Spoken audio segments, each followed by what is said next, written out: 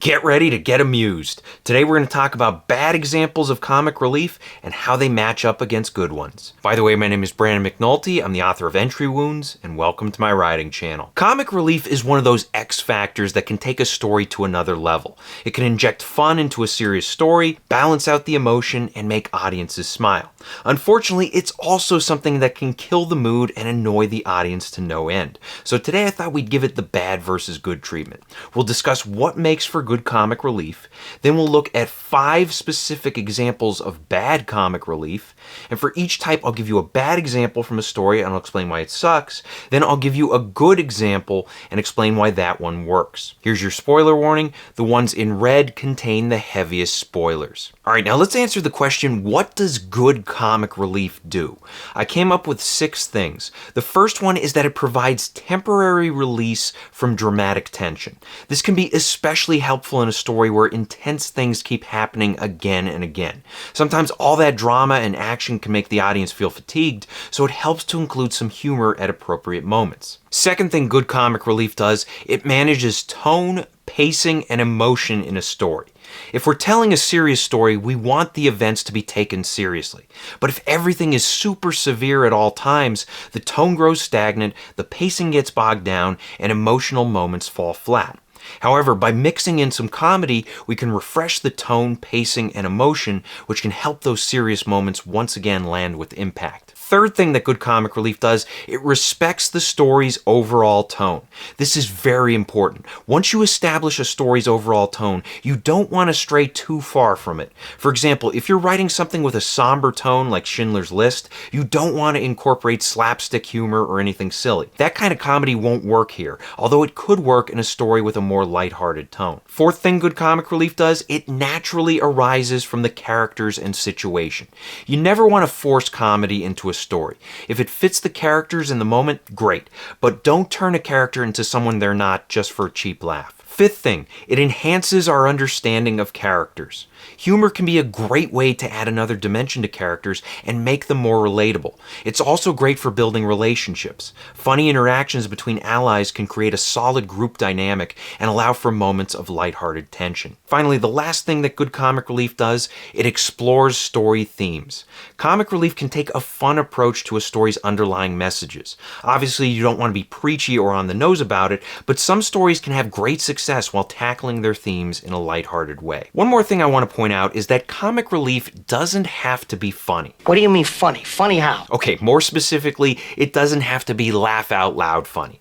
Sometimes writers try too hard to be comedians when all they really need to do is provide an amusing, lighthearted moment. Obviously, audiences love to laugh, but if you feel like you're forcing comedy into a story, relax your approach and aim for something lighthearted instead. Now let's get to the bad versus good. The way this works is that I'm going to give you 5 types of bad comic relief. I'll explain what each one is, then I'll give you a bad example to illustrate what I mean, and I'll explain why it sucks, and then I'll give you a good example that does the job better, and I'll explain why that one works. First type of bad comic relief is bathos in big moments. Bathos is an abrupt shift from a serious tone to a comical one. Usually you'll have a sincere setup that promises a meaningful payoff, but instead the payoff is a cheap joke. It subverts expectations, it creates this jarring emotional shift, and it undercuts sincere emotion. And though bathos can work in smaller, less important moments, it should be avoided in significant ones. For a bad example, let's look at Star Wars: The Last Jedi. Alright, you know the drill here. The Star Wars sequel trilogy opened with The Force Awakens, which introduced a brand new hero named Rey, while bringing back many classic characters. Much of the plot focused on locating Luke Skywalker, and at the very end, Rey finally found him and offered him his iconic lightsaber. The movie ended on this epic cliffhanger, and for 2 years, Star Wars fans eagerly anticipated the continuation of this scene. It was hyped up to be a huge deal, as the main characters from both trilogies would inevitably have to team up in order to defeat the First Order. Then The Last Jedi finally released, and Rey's storyline picked up right where it left off. As she hands over the lightsaber, there's suspense, tension, emotion, and then...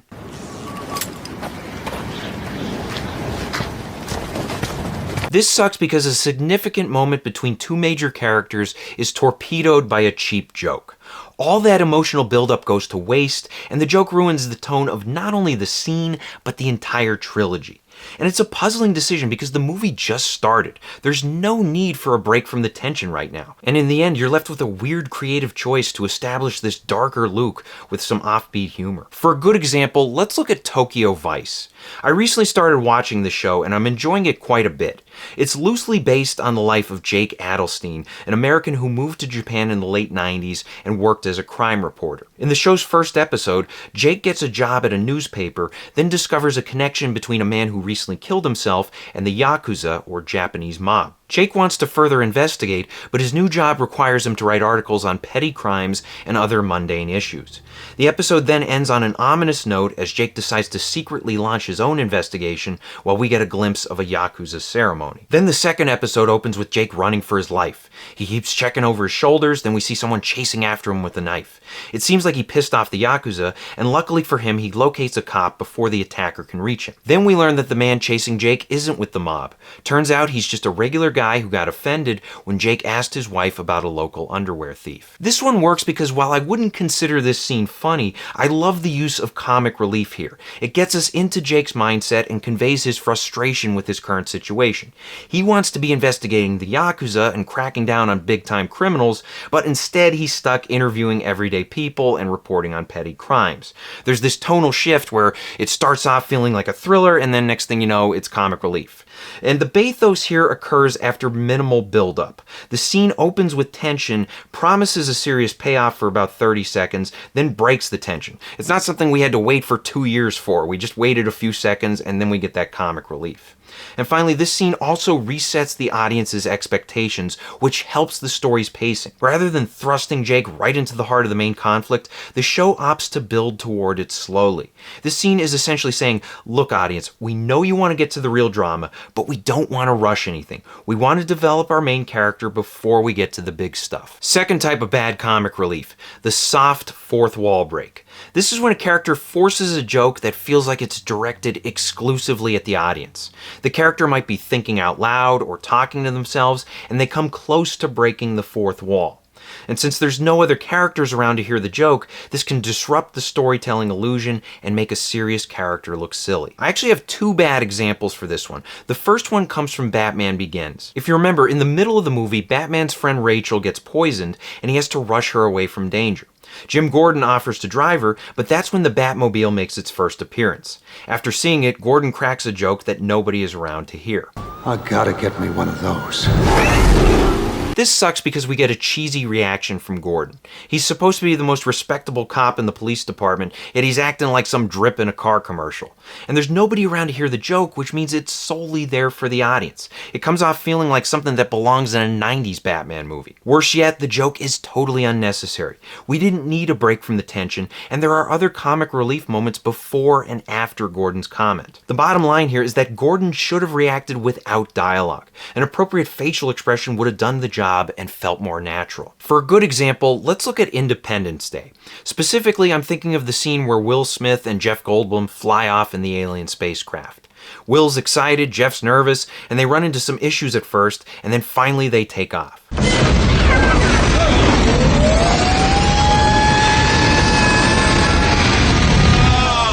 have got to give me one of these! This works because the dialogue arises naturally from the character and situation. Will Smith's energy makes the comic relief work, and more importantly, Jeff Goldblum is nearby to hear the dialogue. It feels like a genuine moment rather than something that's awkwardly directed toward the audience. Here's another bad example. This one's from The Dark Knight Rises. Now, if you remember, throughout the trilogy, Batman has this habit of disappearing in the middle of conversations. One minute he'll be talking to Gordon, then he's gone. It becomes a running gag throughout the trilogy, and then in Rises, there's a scene when Batman talks to Catwoman on a roof, and she herself vanishes mid-conversation. So that's what that feels like. This sucks because, first of all, there's nobody around but the audience. The joke could have worked if Gordon or somebody was nearby, but the fact that this happens while Batman is alone makes the whole thing feel cheesy. And it's completely out of character for Batman. Thinking out loud isn't his style, and the fact that he's thinking out loud in his Batman voice only makes it worse. Ultimately, we're left with a goofy moment that clashes with the trilogy's darker tone. Now, for a good example of a character talking to himself, let's look at Die Hard. John McClane spends much of the movie alone, and in order to keep the these scenes engaging, he often talks to himself and makes humorous remarks. One of his most iconic lines comes when he's fleeing from the terrorists and he realizes what a mess he's in. Come out to the coast, we'll get together, have a few laughs. This works because John McClane is established early on as someone who talks to himself, and then he consistently does this throughout the story. By the time he delivers that line in the ventilation shaft, it feels completely natural, and the joke lands without a hitch. It also enhances our understanding of his character. We get the sense that back in New York he spent a lot of time alone as a cop, and he had to find ways to pass the time. Humor is his coping mechanism when facing stressful situations, and it plays out here. Also, the story's tone invites this type of humor, and it provides a welcome break from the tension and action-heavy drama. Third type of bad comic relief is the tone wrecker. This is a comic relief character who repeatedly disrupts the story.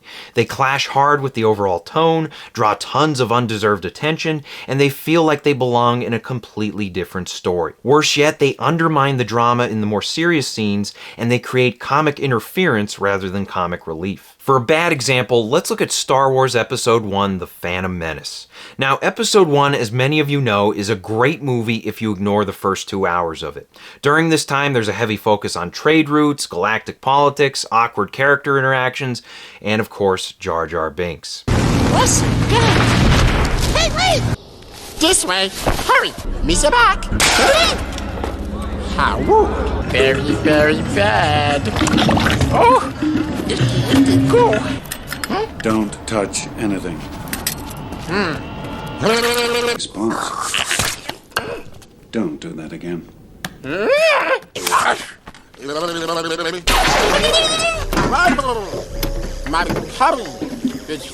Now, in terms of its overall tone, Episode 1 is quite serious. You have serious people doing serious things in a serious universe where the Sith are aiming to seize power after a prolonged absence. Mix in some slavery, political disputes, and midichlorians, and you have a Star Wars movie that's actually a little too uptight. And that's where Jar Jar comes in. In an attempt to lighten things up, the movie introduces a character who embodies the extreme opposite of its tone. Not only that, but he shows up to disrupt things again and again and again. Even in life and death situations, Jar Jar continues to be a total goof. He solves problems not with courage or resourcefulness or strategy, but with lucky slapstick moments. His Three Stooges routine goes on while other characters face danger, death, and sorrow, and he himself faces no consequences for any of his actions. And this sucks because Jar Jar repeatedly disrupts the tone and gives the audience whiplash. And look, I get it. Jar Jar was included because kids don't give a shit about trade routes and Senate hearings, so you have to engage them somehow. But this isn't the way to do it. What we get is a cartoon character who clashes hard with the rest of the main cast. I mean, look at the other characters. With the exception of Anakin, everyone in the main cast is pretty uptight. Qui-Gon, Obi-Wan, Padme, Palpatine, Darth Maul, even Padme's decoy. Everyone is hyper serious for the most part, and then you get Jar Jar who brings this tidal wave of goofiness and feels completely misplaced. On top of that, he dominates most of the scenes he's in because of how loud and cartoony he is. And the worst part is that Jar Jar is repeatedly rewarded for acting like an idiot. The Gungan army makes him a general despite him showing no military skills. Then in battle, he constantly endangers his own people, but somehow it all works out. For a good example, let's look at Guardians of the Galaxy, specifically Drax. Now, much like Star Wars, the Guardians movies are fantasy adventures set in space. Guardians, however, has a more lighthearted and comedic tone. The cast is always cracking jokes, and each member contributes their own brand of comedy. Of all the main characters, Drax has the wackiest style of humor because he takes everything literally and bluntly speaks his mind. He's coming back for her. And when he does, that's when you... Why would I put my finger on his throat? His people are completely literal. Metaphors are gonna go over his head. Nothing goes over my head. My reflexes are too fast. This dumb tree, he is my friend. And this green whore, she too. Oh, you must stop! In the first movie, Drax is a man out for revenge. His wife and daughter were murdered by Ronin, and Drax personally wants to kill the man. It's a serious personal goal, and Drax's style of humor is at its most subdued in the first movie. Then, after defeating Ronin and making new friends, Drax loosens up and becomes more of a goofball. He attempts ridiculous stunts, hilariously ignores social cues, and develops a strong comedy dynamic with Mantis as well as other characters. This works because Drax fits the movie's lighthearted tone. He's goofy, he's absurd, he belongs here.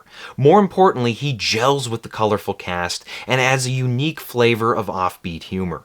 As I mentioned, Drax takes everything literally and can be overbearingly blunt. This leads to fresh and shocking comedic moments that arise organically from his character. He's also more than just a comic relief character. He's multi-dimensional. Drax is haunted by his past and can be ruthlessly serious at times. This balances his personality, prevents him from getting stale, and allows him to explore some surprisingly strong themes without feeling preachy. I am hideous? You are horrifying to look at, yes.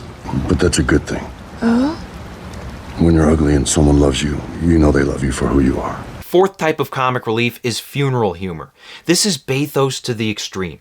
It's inappropriate humor during a hyper-serious situation like a funeral, death scene, or something severe. It's a problem because it undermines the drama, makes characters look brainless or tone-deaf, and it's completely unwarranted in most cases. For a bad example, let's look at Thor Ragnarok. This is the one where Thor's sister claims the throne of Asgard and threatens to build an empire while destroying other realms.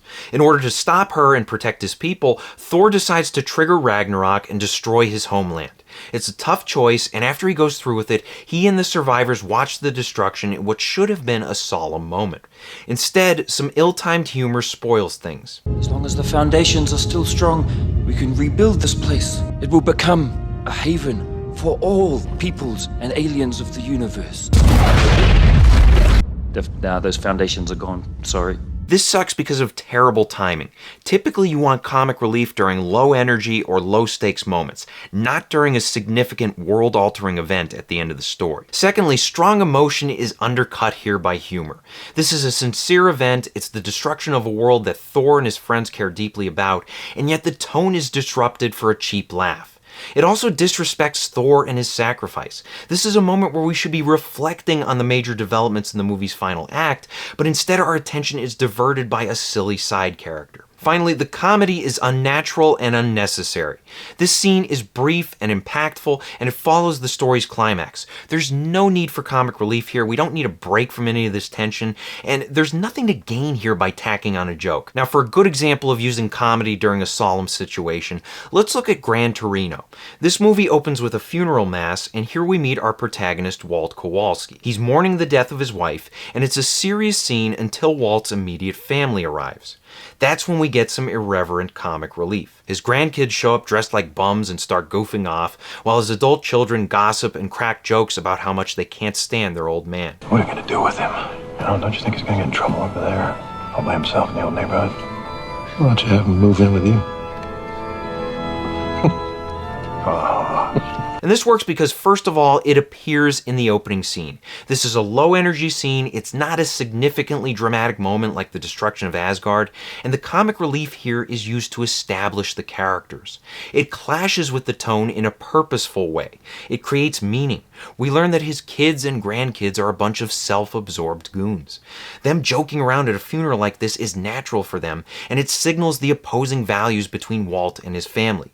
Walt is appropriately serious in this situation because he loved his late wife, while his family is irreverent because they don't want to be there. Finally, the humor sets the tone for the movie. This is a story that includes a lot of irreverent comedy, and the opening scene prepares the audience for what's to come. Finally, the fifth type of bad comic relief is empty vulgarity. This is comic relief that repeatedly uses crude, crass, or gross humor for cheap laughs. It may clash with the overall tone, it can make a character or the story feel annoyingly juvenile, and it can be self-defeating when trying to create intimidating or charismatic characters. For a bad example, let's look at Game of Thrones. And of course, early on, Game of Thrones was a show that delivered powerful drama along with smartly executed comic relief. At the same time, the show never shied away from using crude humor, but those jokes were typically used to develop characters or solve problems in a clever way. How would you like to die, Tyrion, son of Tywin? In my own bed, at the age of 80, with a belly full of wine and a girl's mouth around my cock? Toward the end of the series, however, the writing took a tumble, and the once clever jokes turned annoyingly vulgar. No character epitomized this vulgar humor quite like Euron Greyjoy, who was supposed to be this menacing antagonist. However, his characterization and comedic style made it hard to take him seriously. I'm Euron Greyjoy. I claim the Salt Throne. Little Theon. Heard you managed to fuck things right into the ground. Captured a castle you couldn't keep. Got yourself taken prisoner. Even heard you have no cock. Last I heard, you were gallivanting around the world, having a grand old time. Gallivanting? That's the sort of thing you start to say once your dick gets chopped off. I'm going to build that fleet, and I'm going to gallivant right over and give it to Daenerys Targaryen along with my big cock. Look at them. Cheering for Greyjoy. I have to be honest, this is making me hard. And you deserve a proper reward for your heroism. There's only one reward I want. Does she like it gentle or rough? A finger in the bum. Not now. We'll talk later.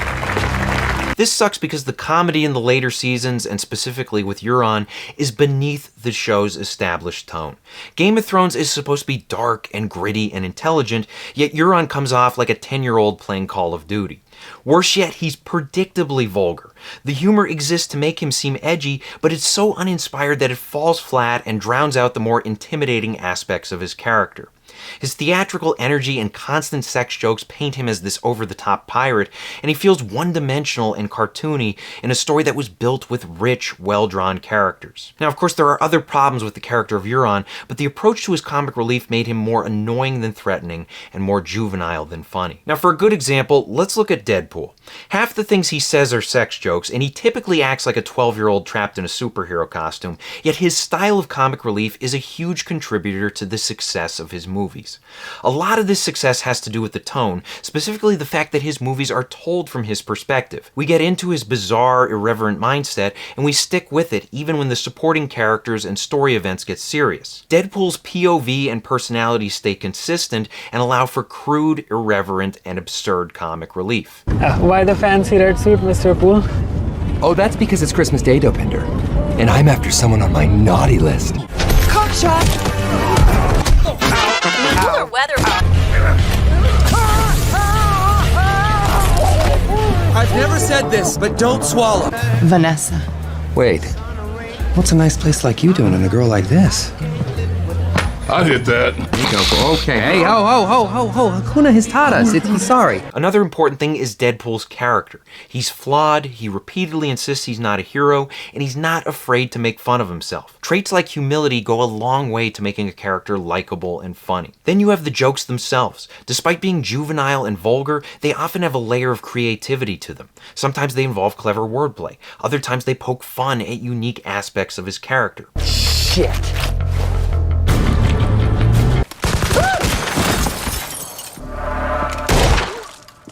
Gotcha.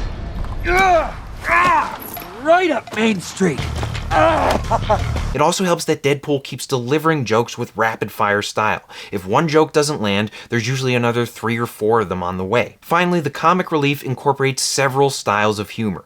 Yes, there are plenty of vulgar jokes, but you also get dark comedy, and pop culture references, and meta-humor, and even some more innocent jokes to mix things up and keep things fresh. Ultimately, this works because early on, Deadpool establishes the lighthearted, offbeat tone of his own movies.